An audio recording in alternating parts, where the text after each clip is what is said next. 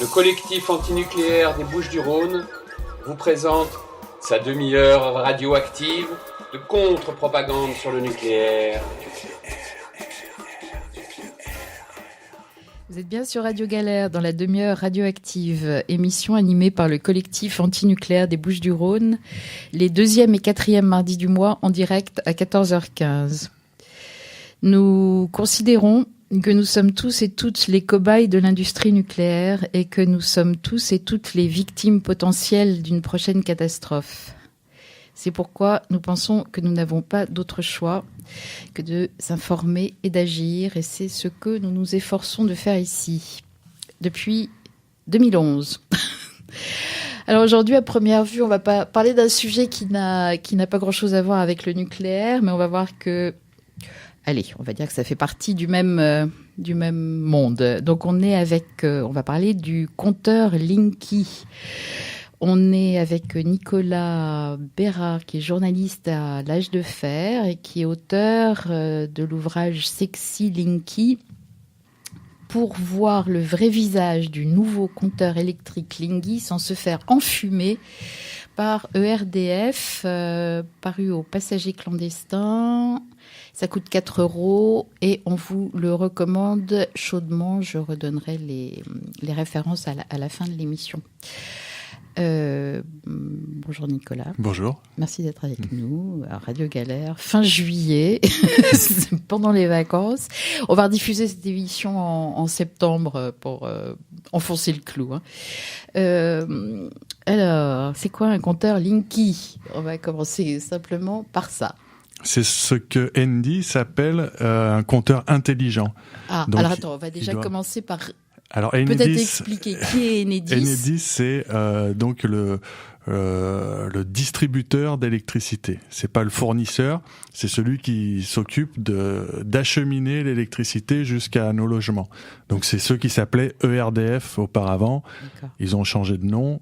Ça fait plus cool de s'appeler Enedis. C'est vrai ? Et il paraît. D'accord. Et donc EDF, ils ont décidé. Voilà. Donc EDF, c'est les fournisseurs avec Enercop, voilà. Direct Énergie. Enfin, il y en a plein. Voilà. C'est libre. Et Enedis, donc est lié, Enedis distribue l'électricité qui est fournie. Et est une filiale de EDF. D'accord. Et c'est détenu par l'État. C'est c'est détenu par EDF qui est détenu par l'État. Voilà. Donc on peut dire que c'est une entreprise publique. Voilà.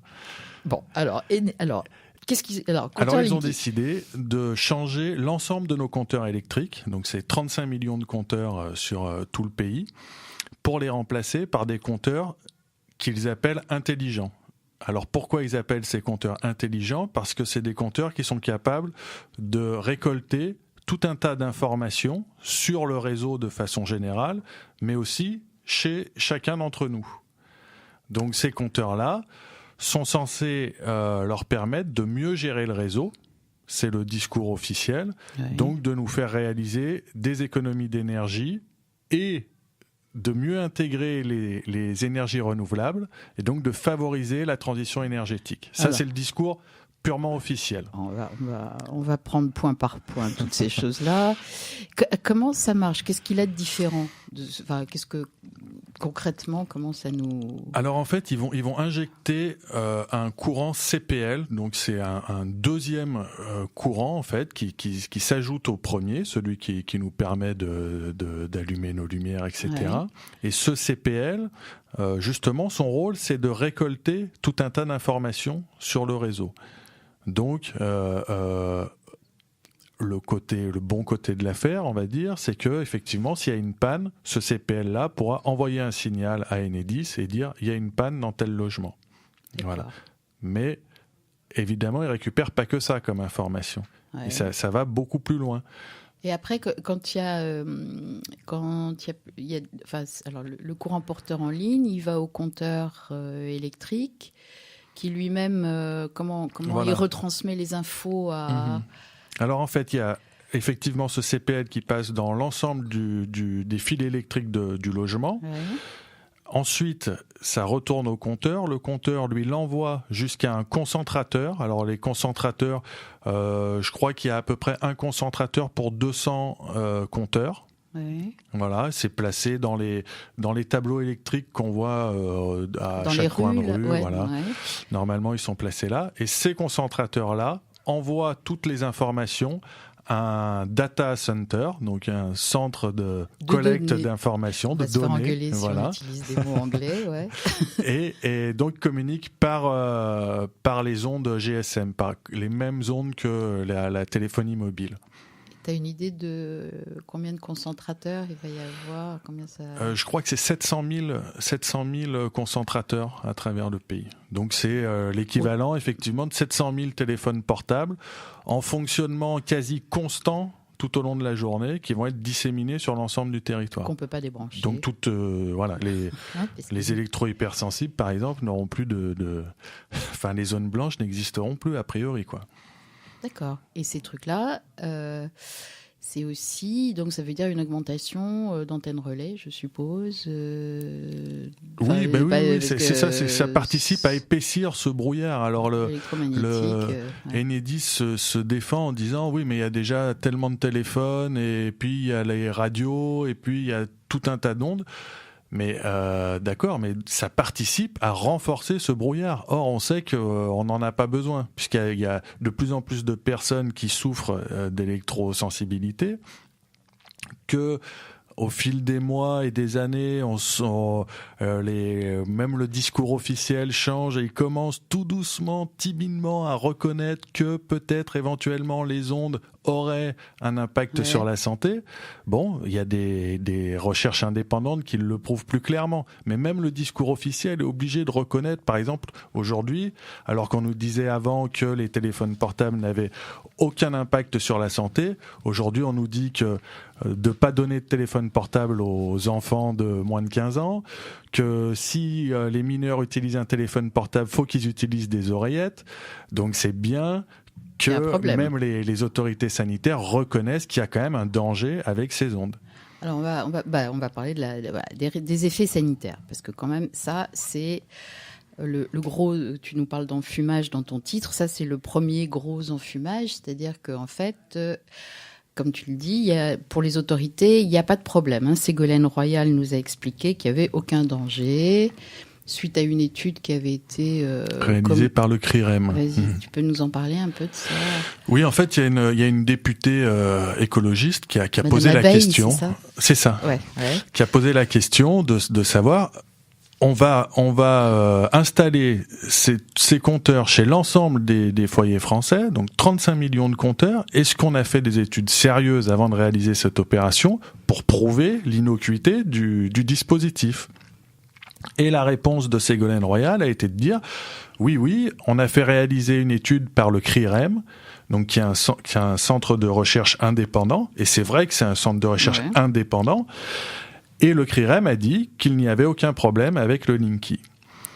Alors, c'était possible, mais j'ai quand même voulu vérifier en appelant le CRIREM. Et le directeur du CRIREM m'a dit qu'il n'avait pas du tout affirmé qu'il n'y avait aucun danger avec ce dispositif. Ils se sont contentés de répondre à la question qui leur avait été posée par le gouvernement, que ce dispositif respecte les normes en vigueur.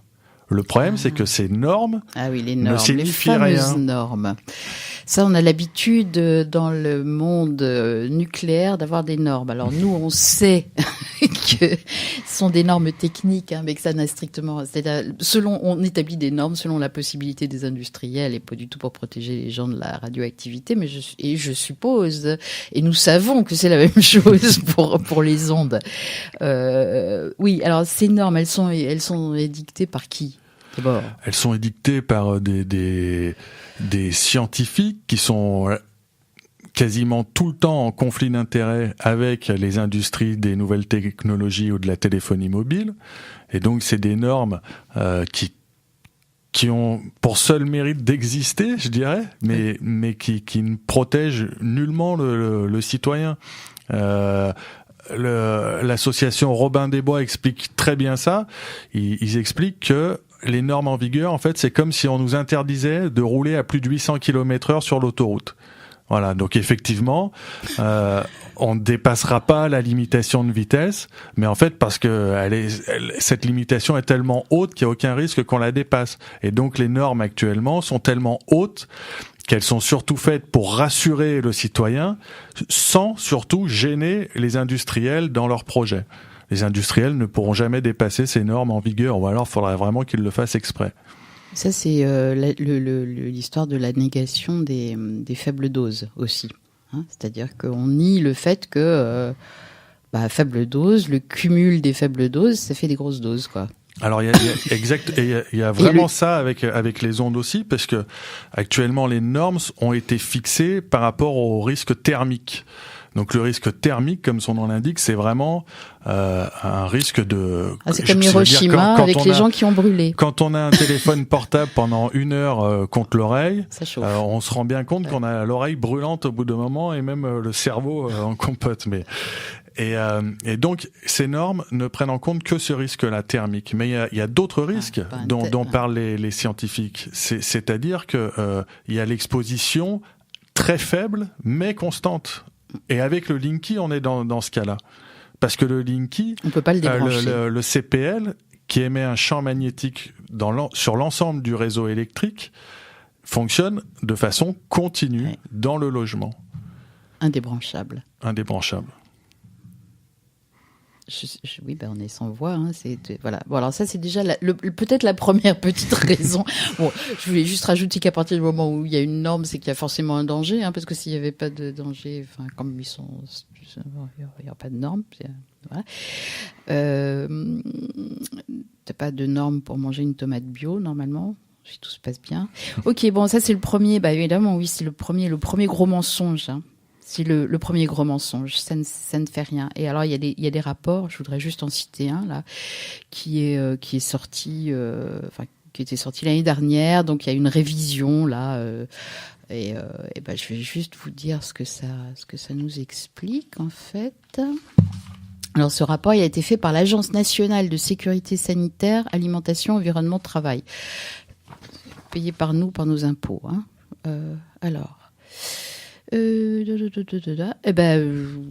Allez, juste une phrase comme ça au hasard. Actuellement, il n'existe pas de littérature scientifique traitant spécifiquement des effets sanitaires à court ou long terme de l'exposition aux compteurs communicants. Bon, c'est tout. Voilà. J'ai envie de dire, c'est tout. Ça suffit. Donc, il n'y a pas d'études qui prouvent que c'est dangereux. Voilà. Donc, c'est inoffensif. Donc, c'est ça. C'est ça. Donc, c'est à toi et à moi de prouver que c'est dangereux. Parce que eux, ils savent pas, en fait. Hein. Voilà, c'est ce qui t'explique. Bon, alors ça, c'est le premier point. Deuxième point. Le mensonge sur... que ça va nous servir à économiser du fric parce qu'on va mieux contrôler notre consommation d'électricité, parce qu'on est incapable de savoir qu'il faut éteindre une lumière ou qu'il faut débrancher un chauffage électrique qu'on nous a fourgué pour justifier le programme nucléaire, je vous rappelle. C'est la même histoire. Donc voilà, donc on va faire des grosses économies, ça va être super. Voilà, c'est ce qu'ils nous disent. Alors, il y a 2 sortes d'économies. Il y a les économies purement financières et les économies d'énergie. Donc, les économies purement financières, ils nous disent que on va avoir accès à notre consommation en temps réel, ce qui n'est pas le cas en fait. C'est-à-dire qu'on l'aura au mieux 24 heures plus tard. Ce qui change tout en fait, hein, parce que effectivement, si on l'a en temps réel et qu'on s'aperçoit qu'on a une consommation complètement délirante, bon, c'est peut-être qu'il y a un problème. Alors que le lendemain, est-ce qu'on ira vérifier ce qu'on a consommé la veille ou 3 mois plus tôt ? Oui, est-ce qu'on se rappellera que 3 mois plus tôt, on a fait... Oui. Et puis la consommation, on l'a quand même à l'heure actuelle. On a notre consommation, certes pas heure par heure, comme ils nous promettent qu'on l'aura, mais on l'a quand même, notre consommation. On arrive à estimer. Bon, donc c'est pas comme ça qu'on va faire des économies d'énergie. Ça, c'est déjà un premier mensonge. Qui plus est, le nouveau compteur Linky n'a aucune tolérance sur le dépassement de la puissance. Alors que nos compteurs actuels, si on consomme 3,2 kWh et qu'on a un abonnement à 3 kWh, le compteur le tolère ce dépassement. Ouais. Le Linky, pas du tout. Donc UFC Que Choisir a fait une étude et il y a à peu près un ménage sur 3 qui va être obligé de souscrire à un abonnement supérieur une fois qu'il aura le Linky. Ah, le piège. Donc ça va pas lui faire des économies. Bien évidemment, au contraire, il va devoir payer plus cher. Et puis ensuite, il y a cette question de la transition énergétique. Alors, toi, je voudrais juste finir sur la consommation. Là, ça veut dire aussi que je crois qu'on va il y aura la possibilité, parce qu'il y a toute l'histoire de l'offre des fournisseurs. Oui. D'électricité. Et puis on va te donner au bout d'un moment un petit boîtier que tu pourras mettre sur le compteur Linky, qui te permettra de savoir en temps réel, non exactement ce que tous tes appareils. Oui, la petite puce là qu'on va nous coller, qu'on pourra avoir pour effectivement avoir cette consommation en temps réel affiné, qui fonctionne pour le coup avec des ondes GSM de portable que tu auras en plus dans ton, donc encore un petit peu plus. Voilà. Et tout ça est censé nous faire des économies d'énergie. Il faudra aller voir sur Internet pour ça. Mais il faudra aller voir sur Internet ou sur ce boîtier. Mais je veux dire, quiconque veut faire des économies d'énergie sait à peu près comment s'y prendre. Il fait attention d'éteindre la lumière en sortant de sa pièce. S'il est heure pleine, heure creuse, il va utiliser les heures creuses au maximum. Chacun sait comment faire des économies d'énergie. Et d'ailleurs, quand ils ont installé des compteurs communicants, il y a des études qui ont été faites pour voir que pendant le premier mois, en fait, il y avait, je crois, 6% des ménages qui avaient changé leurs habitudes de vie. Oui. C'est rien, 6%. Ils avaient baissé un petit peu leur consommation le premier mois. Le deuxième mois, ils avaient baissé un petit peu moins. Le troisième mois, encore un petit peu moins. Au bout de 6 mois, tout le monde était revenu à sa consommation normale. Pourquoi ? Parce que si on a envie de consommer moins d'électricité, on n'a pas besoin d'un compteur communicant, il suffit de faire attention à nos gestes du quotidien. C'est la différence entre un compteur, une machine intelligente et un être humain stupide. C'est ça. Il y a ça, c'est ça, c'est l'idée qu'on a toujours besoin d'une béquille numérique pour faire quelque chose. Et donc il y a sur l'aspect vraiment, en fait ça c'est l'argumentaire d'Enedis. Il y a aussi, je veux lire un petit truc un petit extrait de ton bouquin là, page 33. Ça, je trouve ça génial. Ça, alors là, voilà, c'est vraiment nous prendre pour des abrutis sur l'histoire de la gamification. Alors la gamification, c'est qu'on pourra vas-y, je lirai, explique-nous ce que c'est cette question, parce que ça c'est trop marrant. Non, parce que ils ont été poussés un peu dans leur retranchement, Enedis, quand on leur a expliqué ce que je viens d'expliquer, de dire c'est pas un compteur qui va nous faire réaliser des économies d'énergie. Alors ils disent si, on a des projets, et notamment cette gamification. Alors c'est un bel anglicisme qu'on comprend bien, c'est-à-dire que tout devient un jeu. Et donc, ils sont en train de mettre au point, ou des startups sont en train de mettre au point des genres de petits jeux interactifs où on serait en concurrence avec son voisin pour voir qui va réaliser le plus d'économies d'énergie. Je sais pas s'il y a beaucoup de gens qui iront s'amuser à ça. Et alors, tu cites un spécialiste. De la croissance verte, alors entre guillemets, croissance verte. Alors, il y a des pistes prometteuses comme des applis utilisant les techniques de gamification pour se lancer des défis ou des systèmes communautaires sur les réseaux sociaux qui affichent les résultats de chacun pour voir qui est le meilleur. Et tu ajoutes, heureusement, le ridicule ne tue pas. Ouais. Bien. Bon, on va passer au mensonge de la... Ah si, quand même, parce que y a quand même cette histoire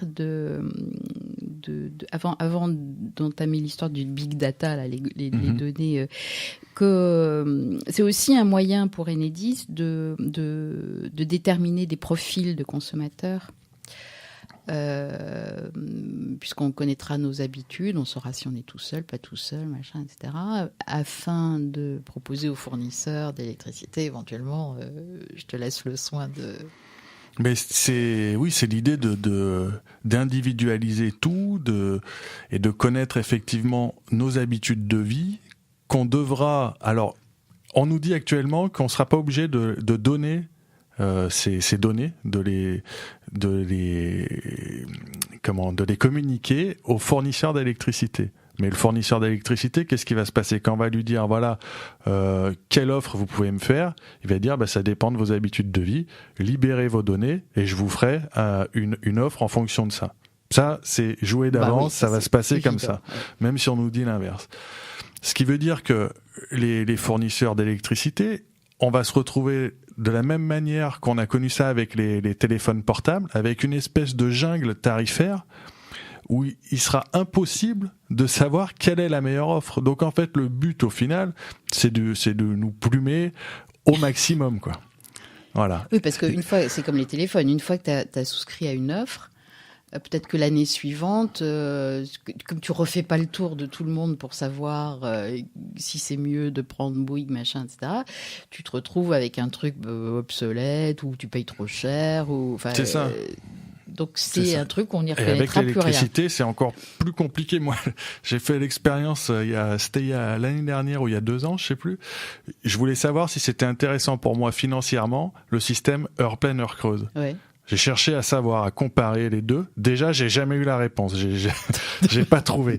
Là, ça va être, ils vont pouvoir affiner en disant, alors, entre 8h et midi, vous payerez tant. Entre midi et 14h, vous payerez tant. Entre 14h et 15h, ça peut être à l'heure. Les tarifs peuvent être différents heure par heure de la journée, encore différents le week-end, etc. Ça va être un truc infernal qui sera impossible d'analyser. Et tout ça aussi dans l'objectif non avoué, enfin si avoué d'ailleurs, qu'on sera de plus en plus, parce que le but du jeu c'est évidemment d'avoir des maisons connectées, d'avoir des villes connectées, etc. Mais déjà d'avoir des maisons connectées, c'est-à-dire que tous les objets électriques seront reliés entre eux, qui seront reliés, c'est ça, aux compteurs, qui seront... Certainement. Après, moi je pense que c'est aussi l'idée de faire des classes et des sous-classes de citoyens. Donc il y aura les citoyens aisés et qui auront le choix d'avoir des maisons archi-connectées où ils pourront déclencher leur cafetière à 500 km de chez eux. Ils seront aux Seychelles en vacances parce qu'ils auront des... Ouais. Voilà. Et puis les foyers aisés pourront aussi choisir de ne pas être du tout dans cette logique-là. En revanche, les foyers démunis, eux, à mon avis, vont être obligés, pour réaliser des économies, de se plier aux exigences des fournisseurs. C'est-à-dire, avec ce système heure pleine, heure creuse, là, qui est pour l'instant assez simple, mais quand ce sera heure par heure, voire demi-heure par demi-heure, des tarifs différents le lundi et le dimanche, les foyers qui voudront réaliser des économies vont devoir se plier vraiment aux exigences et finalement consommer du courant quand on leur permettra. Dit, oui. Et même ne plus être maître vraiment de ce qu'ils feront chez eux, puisqu'il y a déjà des tests qui ont été réalisés où on baisse les radiateurs de 1 degré à distance grâce à ces compteurs communicants aux foyers qui auront accepté ça, bien sûr. Hein. Mais on dira, voilà, là, il y a un pic. Oui, alors... On verra si c'est ceux qui l'acceptent. Moi, à mon avis, dans un premier temps, ce sera ceux qui accepteront. Donc, ce sera ceux qui accepteront, mais contraints et forcés peut-être par le prix. C'est pour ça que je parle de différentes classes de citoyens. Ouais. Ceux qui auront les moyens de payer plein tarif, même en plein hiver, pour chauffer leur maison de 200 mètres carrés avec des radiateurs électriques, eux, ils n'auront pas de problème, je pense pas. Le problème, ce sera pour ceux qui habitent en HLM dans des passoires thermiques, qui ont aussi des radiateurs électriques, mais qui n'auront plus les moyens de payer cette électricité-là. Et donc, eux devront faire au bon vouloir de leur fournisseur, qui pourra dire, là, il y a un pic de consommation. Eux ont souscrit l'abonnement un petit peu moins cher, donc on va leur baisser les radiateurs électriques de 1, 2, 3 degrés. Après, tout dépendra du contrat qu'ils auront passé avec leurs clients. Le contrôle absolu. Mais le contrôle absolu, c'est-à-dire qu'on risque de ne plus être maître de notre consommation chez soi. C'est quand même un comble. Non, je plaisante. Bon. Mais ça peut aller loin, ça peut être aussi dire... on vous déclenchera votre machine à laver le linge quand on la voudra. nuit, parce que Voilà. on sait que alors on va en arriver, parce que là c'est lié évidemment à la production d'électricité nationale, et donc l'histoire du leurre, d'une histoire de la transition la transition énergétique, ça me tient à cœur personnellement. Je vous rappelle que vous êtes sur Radio Galère et dans la demi-heure radioactive, et qu'on est en train de parler du compteur électrique Linky avec Nicolas Bérard, auteur de Sexy Linky, un livre à se procurer de toute urgence. La transition énergétique. Alors, comme on est tous très écolos, le gouvernement d'abord, la production d'électricité, comme chacun sait, est propre en France puisqu'elle est nucléaire, à 80%. Il faut quand même faire des gestes pour la planète, et donc le Linky va nous permettre de faire ces éco-gestes, n'est-ce pas? Les petits pas. Alors, qu'est-ce que c'est que cette histoire-là? Pourquoi, comment? Mais parce que je crois qu'en fait... Pourquoi, comment? De quoi s'agit-il? Le problème, c'est qu'actuellement... Enfin, le truc, c'est qu'actuellement, pour vendre un grand projet, on l'a pas dit, mais ça coûte 5 milliards au total, ce projet Linky. Donc c'est pas rien, quoi. 5 milliards d'euros. Et puis c'est un énorme gaspillage, puisqu'on fiche à la poubelle des 35 millions de compteurs qui fonctionnent, qui marchent très bien. Oui. Donc 5 milliards d'euros. Pour faire accepter ça, il y a quelques règles. Promettre qu'il y a des créations d'emplois, par exemple, c'en est une. Là, pour le coup, ils ont promis 10 000 créations d'emplois, ce qui est faux. On montre bien que, en fait, ça supprime des emplois, ça n'en crée pas, ce programme. Et puis, il y a la dimension écologique. C'est-à-dire qu'effectivement, en disant que ça va favoriser la transition énergétique, ils ont pensé qu'on serait obligé d'accepter ça. Le problème, c'est que ça favorise rien du tout. Ou en tout cas... Moi, l'image que j'utilise, c'est le Linky, c'est comme le volant d'une voiture. Et là, on est en train de nous équiper d'un volant en or à 5 milliards d'euros. Mais le problème, c'est que la première chose pour faire la transition énergétique, il aurait fallu changer le moteur. Or, on a un moteur de 2 chevaux. Et le Portugal, par exemple, je crois qu'ils se sont alimentés pendant 7 jours consécutifs exclusivement avec de l'énergie renouvelable. Pourquoi ? Parce qu'ils ont investi massivement dans l'énergie renouvelable. Bon, on va pas se lancer tout à fait sur ce sujet-là, parce que je vais pas être d'accord. Le Portugal n'a aucun compteur communicant. C'est là où je voulais en arriver là. C'est que on peut très bien faire de la transition énergétique sans compteur communiquant. Si on adhère déjà à l'idée de transition énergétique, idée à laquelle je n'adhère pas, mais on en reparlera. C'est une émission d'une demi-heure. Oui, ça va être compliqué. Oui, parce que j'en ai déjà fait au moins 7 sur la transition énergétique. Donc là, on va. Mais ce qui est intéressant, c'est que c'est cette espèce d'alibi. Enfin, on nous culpabilise en fait. Si on n'accepte pas ça, ça veut dire qu'on n'est pas écolo, grosso modo. Mais parce que, en fait, l'idée, c'est quand même, pour eux, d'intégrer, parce qu'il va y avoir de plus en plus de producteurs, d'autoproducteurs, de petits producteurs, de solaire. Donc, en France, on a quand même, comme j'ai dit, il y a 80% d'électricité nucléaire. C'est l'électricité qui produit tout le temps. Centrale nucléaire, ça ne s'arrête pas avec un claquement de doigts. C'est du lourd, c'est du constant. Et là, avec la transition énergétique, on introduit des énergies intermittentes. Enfin, c'est leur discours. Donc, il faut arriver à équilibrer la production avec la consommation. C'est ça. C'est ça l'idée. Oui. D'où la nécessité de faire des effacements, ce qu'on disait tout à l'heure, avec les effacements, de diminuer, par exemple, les radiateurs électriques de 1 degré. C'est dans ce but-là. C'est-à-dire qu'au lieu d'adapter constamment la production à la consommation, on va faire le contraire. On va faire en partie le contraire, c'est ça. Donc à certains moments, adapter la consommation à la production. Pourquoi pas ? Il n'y a pas forcément que du négatif. Le problème, c'est la façon dont c'est fait. Et est-ce que les bénéfices tirés d'un programme à 5 milliards d'euros sont valables ? Mais tu vois, pour moi, qui suis anti-nucléaire, et on est dans une émission anti-nucléaire, ça leur permet de continuer à produire de l'électricité de base nucléaire, puisqu'on ferme les centrales à charbon, on ferme tout ça, et de justifier la continuation en quelque sorte du programme électronucléaire. Tout en augmentant un peu la part du... Voilà, tout en augmentant un peu la part cosmétique des énergies soi-disant renouvelables. C'est très pervers en fait, parce que quand ils injectent sur le réseau de l'électricité, enfin je crois que c'est comme ça que ça marche, ils appellent en premier l'électricité qui leur coûte le moins cher en fait. Et l'électricité qui leur coûte le moins cher, soi-disant, c'est l'électricité nucléaire puisque les centrales sont amorties, etc. Donc en fait, et puis ils ont un problème parce que on produit trop d'électricité nucléaire en fait. On en exporte vers l'Allemagne. Il y a 10 réacteurs qui servent qu'à l'export. Donc tout ça, ça leur pose un... Tant qu'il y avait que du lourd, ça va, mais quand on commence à introduire des trucs un peu intermittents, ça leur pose un problème et il faut continuer à justifier que, bah oui, il faut de l'électricité de base, quoi.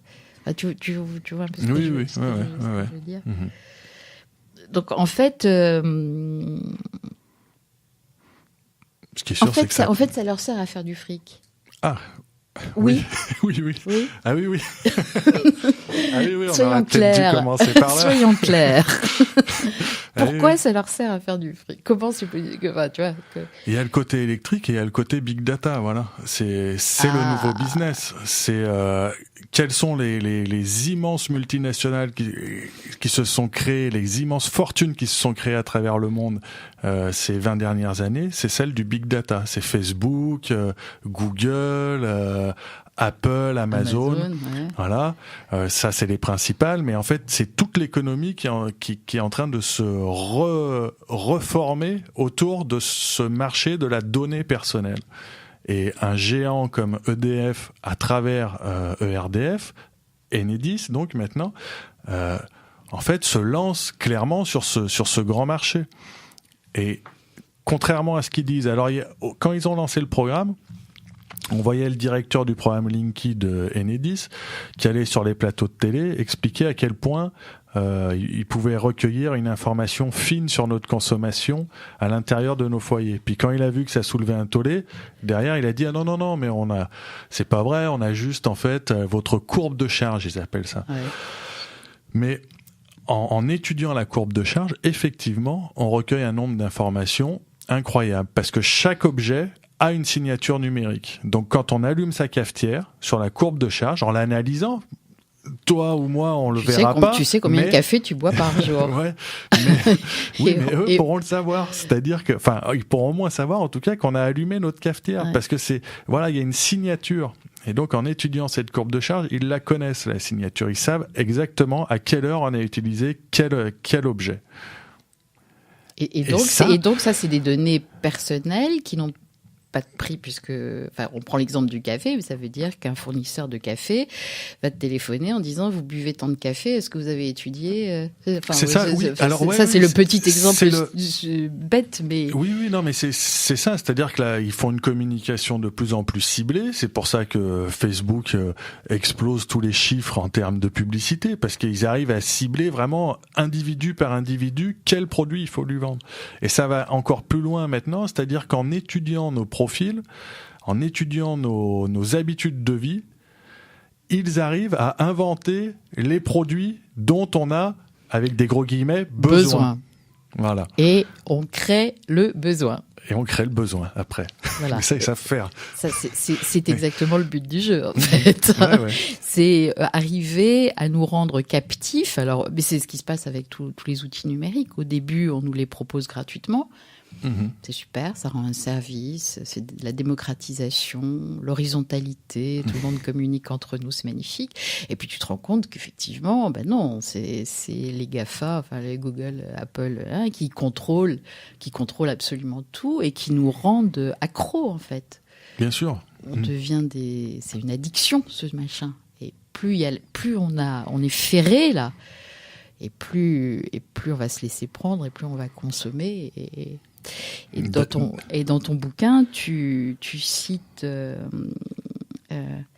Attends, donc c'est le directeur. Ah oui, il y a ça aussi. Non, mais c'est autre chose. Attends. Oui, voilà. Donc le directeur de Enedis, Philippe Montloubou. Linky ouvre. Déjà, j'adore le mot. Linky ouvre tout un écosystème qui, lui, élargit un champ presque infini. Après, c'est le marché lui-même qui va décider des possibilités. C'est ça, ça décrit bien leur idéologie, quoi. On la connaît, mais c'est-à-dire, c'est le marché qui va gérer nos vies au mieux. Et nous, on n'aurait plus de la mainmise là-dessus, quoi. C'est ce qui nous explique, en fait, à longueur de discours. C'est-à-dire que quand on conteste Linky, ils nous disent mais vous êtes des rétrogrades, la marche du monde est comme ça, c'est l'évolution naturelle, ils utilisent ce mot-là. Ouais. L'écosystème, c'est pas... Voilà, ils parlent d'écosystème, etc. Et donc, on serait complètement arriéré en refusant le Linky. C'est pour ça aussi que je parle d'un grand projet inutile et imposé, parce que comme Notre-Dame-des-Landes, comme les autres grands projets de ce type-là, c'est un projet, mais qui est symbolique de tout un monde qu'on essaye de nous, même pas de nous vendre, de nous imposer. Voilà. Oui, et puis alors là, on est vraiment, et puis c'est du lourd. Enfin, c'est parce que ça touche, oui, c'est imposé. C'est imposé. On est soumis. C'est clairement imposé quand on voit les façons dont les installateurs on va procèdent. On est là, je crois qu'on est vraiment au cœur du. Alors, c'est pourquoi il faut s'opposer. C'est pas que un petit boîtier sexy, vert fluo et nouveau et moderne. C'est vraiment la porte d'entrée chez toi du système qu'on vient de décrire. Hein. Voilà, ouais. Donc il faut s'opposer à ça. Et là, on a justement, je crois, une porte d'entrée, parce qu'il y a plein de raisons. On a plein de raisons. La pire étant effectivement qu'on va être soumis complètement au monde technologique. Hein. Qu'on va servir de cobaye, déjà, au niveau sanitaire, on l'a vu, et qu'on va être complètement soumis. Alors, comme on n'a pas envie d'être soumis, enfin, je ne parle pas des insoumis, là.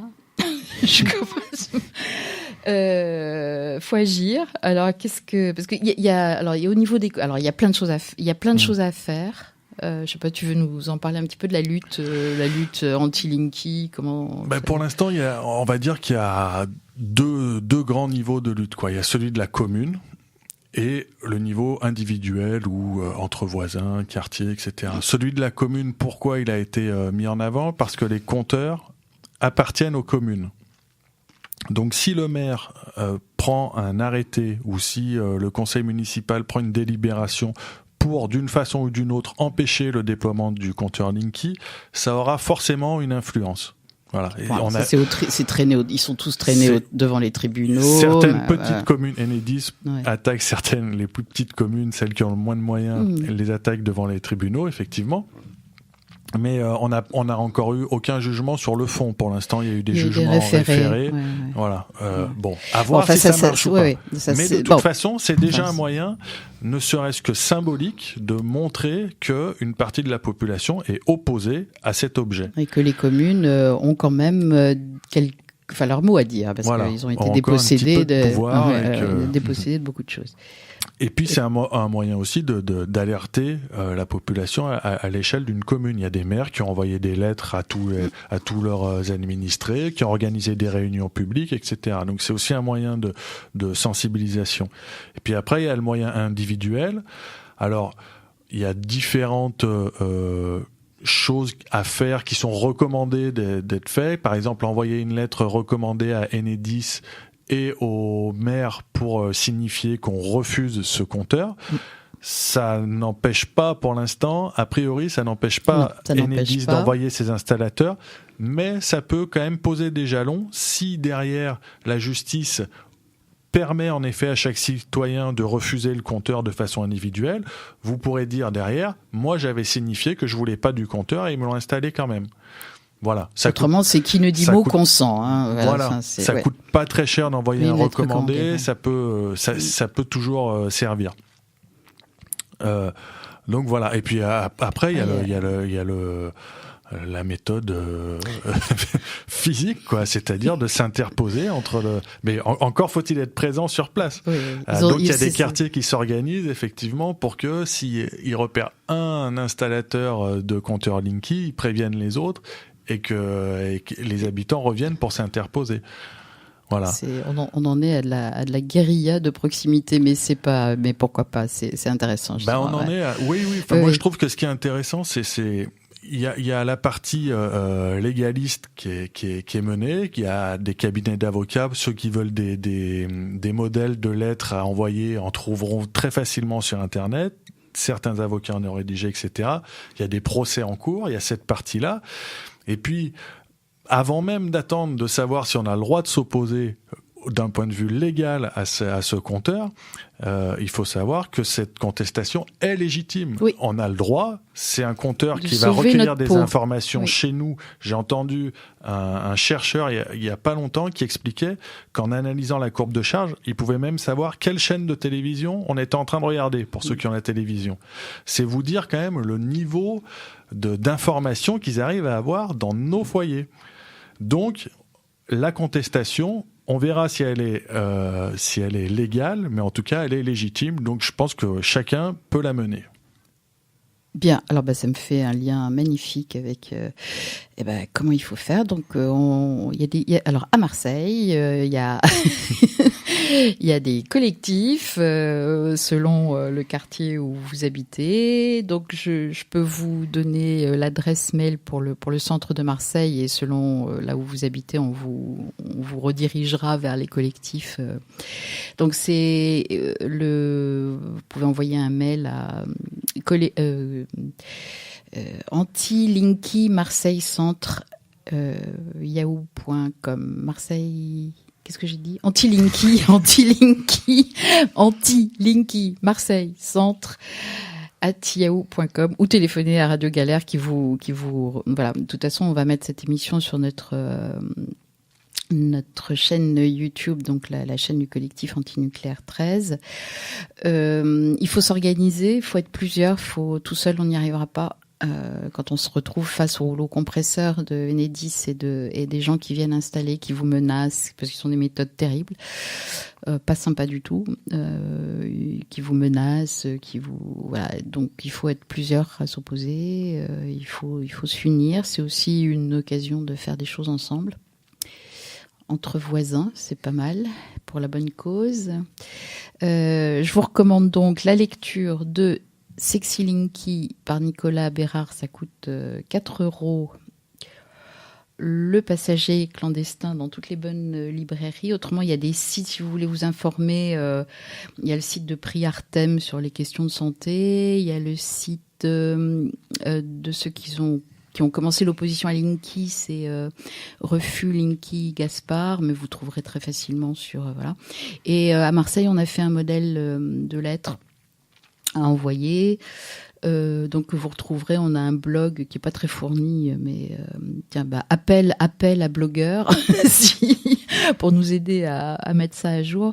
C'est Anti-Linky Marseille Centre. Voilà, il y a le modèle de lettres et la procédure de refus. Avec l'âge de fer, on a aussi fait un l'âge petit de fer. site. Alors, il y a le site de l'âge de fer, mais on a aussi fait un site dédié exclusivement au Linky. D'accord. C'est refusé-compteur-linky.fr. Très bien. Voilà, qui permet déjà de faire passer un peu, voilà, de débroussailler un peu l'affaire. Et puis on tient un petit peu à jour aussi ce site. Quand il y a disons que s'il y a une grosse information qui sort sur le Linky, ça sera, on en fera part sur ce site. D'accord, super. Et localement, je vous incite vraiment à nous rejoindre à Marseille, voilà. Il y a des quartiers où c'est déjà vraiment en cours d'implantation. Merci Sidi à la technique. Et puis donc cette émission, elle sera rediffusée en septembre. Et Bonnes vacances. Et jeudi en rediffusion. Comment? Et jeudi en rediffusion. Et jeudi en rediffusion à quelle heure? À 11h. À 11h, ça marche. Allez, à bientôt. Merci Nicolas.